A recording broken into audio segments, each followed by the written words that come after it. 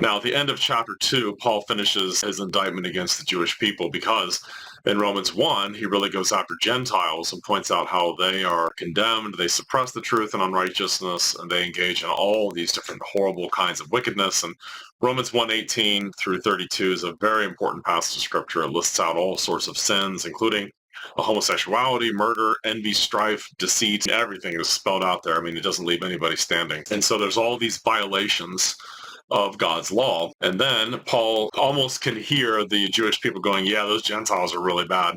So he turns to the Jews and says, you guys aren't any better. You guys did all the same sins that they did.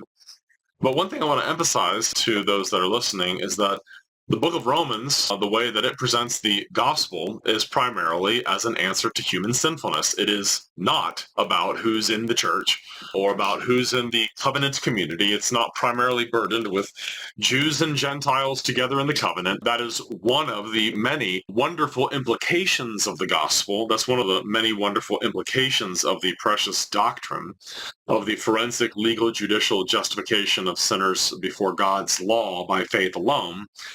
But to say that Jews and Gentiles together in the covenant is what justification is a gross error. In fact, it's heresy. It's so wrong that it's to confuse the effects of the gospel with the gospel itself. And it seems that there are many today that make that error. That's nothing new, of course. That's happened many times in church history.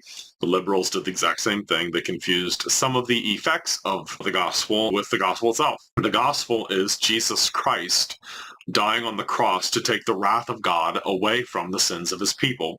And the gospel is to believe in Jesus, to be saved from the wrath of God, Romans 5:9, and to be justified before God from the curse, having been redeemed from the curse by Jesus taking that curse upon himself. That is the heart of the gospel. And so the issue of sin and the sinfulness of Gentiles and of Jews is the primary burden of the early chapters of the book of Romans, all the way up to really Romans 3:20, because you can't understand the gospel without that.